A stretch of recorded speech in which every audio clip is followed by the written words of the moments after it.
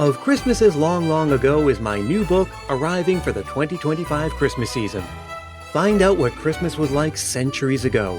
Sneak preview, it was weird and spooky and rowdy, kind of gross sometimes. Find it wherever books are sold in hardcover from Lions Press and audiobook from Recorded Books. It's Christmas as you've never seen it before, and it makes a great gift. I'm Brian Earl. This is Christmas Past.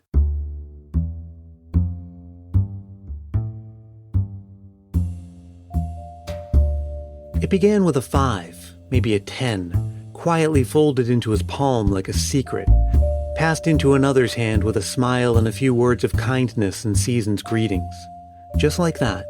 No fanfare, no clipboard, no camera crew.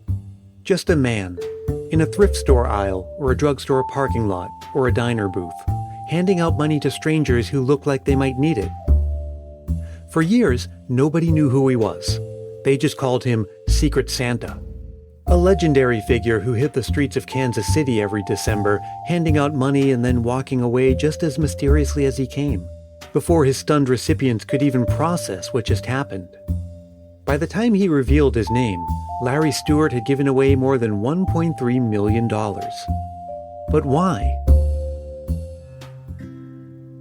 As with any legendary figure, there's an origin story. Just before Christmas in 1979, Larry was nursing a bruised ego, sitting in his car at a drive-in restaurant after being fired. 2 years in a row, he'd lost his job just before Christmas. But then he saw a car hop in a thin jacket, working in the cold for nickels and dimes. He thought about how rough his own day had been, but looking at her realized that she must have it much worse. So he gave her a $20 bill and told her to keep the change. He later recalled how she had started crying at the gesture, saying that he had no idea what that $20 meant to her, but he knew what it meant to him. That day, Stewart went to the bank and took out $200 and spent the rest of the afternoon driving around Kansas City looking for people to help. And it became his own Christmas tradition, his gift to himself. Actually, the origin story goes back even farther than that. After all, why would a man who just lost his job be inclined to give away $20, about $90 in today's money, to a complete stranger? Yes, he saw her working in the cold near Christmastime, but then again, so did everybody else. Was it perhaps because Stewart was recalling his own experience in the early 1970s? At the time, he was broke, living in his yellow Datsun, hungry and desperate. He'd once mustered the nerve to walk into a church and ask for help, but he was turned away and told to come back the next day. He remembered the sting of rejection and the humiliation of being forced to ask for help. Contrast that with another experience he had at the Dixie Diner in Houston, Mississippi in 1971, when the owner noticed a down-on-his-luck young man looking nervous as he finished his breakfast. Larry Stewart had been planning to run the old dine and dash. The owner decided to cut him a break and let him keep his dignity by handing Larry a $20 bill that he claimed he saw fall out of Larry's pocket onto the floor. When he began his one-man philanthropic operation, he didn't want people to have to fill out a form or wait in line or explain themselves. He simply wanted to find someone who was struggling and give them hope. Quietly, no questions asked. When he started, he hadn't yet made his millions in the cable TV and long-distance calling businesses. But as his fortunes improved, the amount he gave away grew. He'd taken to giving away $100 bills, sometimes 2 or 3 at a time. There's a long history of charitable giving at Christmas time. It's practically built into the holiday. It's the time when want is keenly felt and abundance rejoices, as Dickens wrote in A Christmas Carol. For centuries, Christmas charity came mostly from the wealthy: kings, churches, landowners. In 1248, King Henry III is said to have fed thousands of poor people at his palace. Monasteries and nunneries made special allowances for opening their doors to the hungry at Christmas. Christmas generosity was a kind of duty, a performance of piety. But in the 19th century, something shifted. The Victorians revived Christmas as a season not just of ritual, but of sentiment. They gave us Christmas cards and Christmas crackers, popularized the tree and homey family Christmas gatherings. And, maybe most interestingly, the idea of personal charity. It was a time of new prosperity and a rising middle class, but also of extreme income inequality. The general feelings of warmth and affection toward one and all, the free flow of spending, and the impossible-to-ignore contrast between rich and poor laid the template for a new form of Christmas charity where everyday people opened their wallets. And though the saying goes that true charity is anonymous, the truth is that then, as now, Christmas giving can be performative. But luckily, Christmas has its own set of traditions around specifically anonymous giving, whether charitable or not. Maybe inspired by the legend of St. Nicholas secretly helping poor families. The idea that giving can be quiet, mysterious, and a little bit magical. In 18th century Sweden, there was a custom called julklapp, which translates to roughly Christmas knock. You'd knock on someone's door, toss a wrapped gift inside, and then run away before they saw you. Even farther back in Nordic folklore, there were the Nissa and the Tomte, household spirits who lived in barns and under floorboards. They helped with chores and protected families, especially in the dark of winter. If you were kind, they left small gifts during Yuletide, but you never saw them. They came in secret and expected nothing but a bowl of porridge in return. Traditions like these led to our familiar Secret Santa, an American concept from the mid-20th century, when immigration patterns brought Germanic and Scandinavian traditions to America, and a combination of post-war wealth made gift-giving more common, and where growing workplaces created a need to simplify gift-giving. Larry Stewart fits somewhere amidst all of this. Someone who had known poverty and wealth, had seen the impact of a simple gesture, grew up in a world where Christmas charity and secret gift-giving were well-worn ideas. He was one man, a stack of bills, and a heart full of stories. And when people began to tell those stories, when they remembered the stranger who showed up out of nowhere and handed them money with a wink and a Merry Christmas, the mystery only deepened. Who was this man? Why did he do it? And would he come back next year? He did come back, for 26 more years. By the early 2000s, his Secret Santa mission had become something bigger.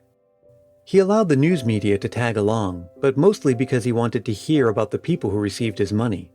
Reporters had to agree to keep his identity a secret.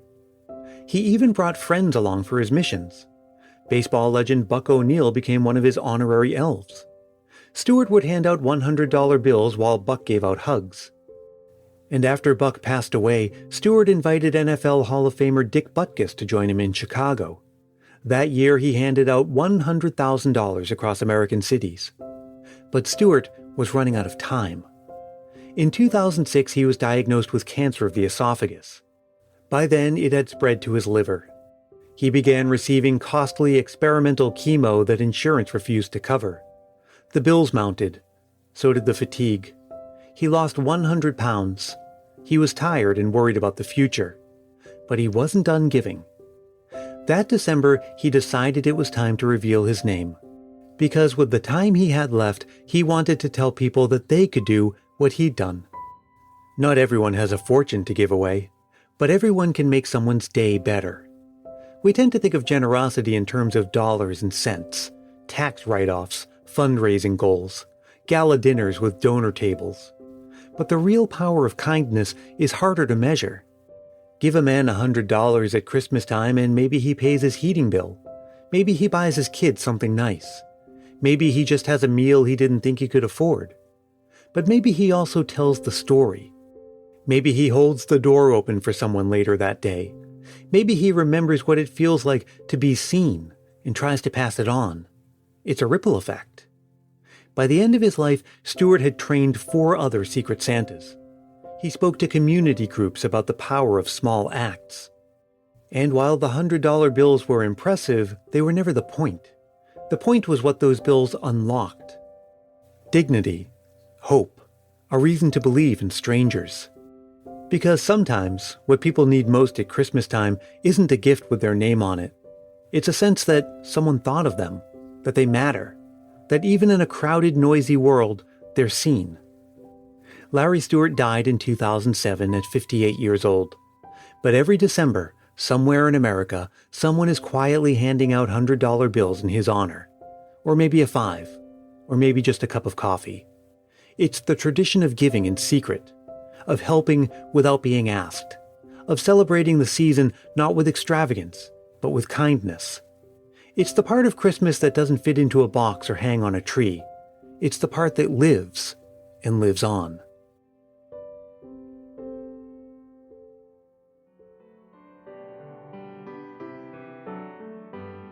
For several years, when I lived in the Boston area, my wife and I supported an organization called Boston Cares. They delivered Christmas packages to people in need, many of them unable to leave their homes due to illness. We'd sponsor a family and shop for the items on their Christmas list. Other times, we'd help with the assembly and delivery of the Christmas packages. All in all, a wonderful experience and a testament to the power of anonymous giving. Well, my friends, that was the last of this kind of story for the season. But fear not, you haven't seen the last of me yet. Join me on Christmas Day for our 10th annual Christmas in Review episode. And between now and then, perhaps one more episode dedicated to you and your Christmas memories. Which means there's still time to send one. Just record yourself speaking into your phone's voice memo app and send it to christmaspastpodcast@gmail.com. Keep it reasonably short, clean, and family-friendly, and be sure to say your name and where you're from.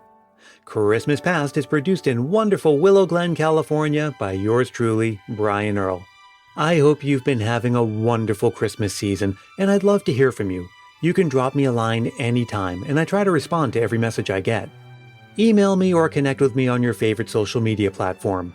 If you don't see me there and you think I should be, get in touch and let me know. And if you're really feeling the Christmas spirit, why not help more people discover this show? It's as simple as telling a friend about it or leaving a rating and review. If you do leave a review, I'll send you a Christmas Past sticker, and a handwritten Christmas card is my way of saying thanks. Reach out for details. And until we meet again, may your days be merry and bright.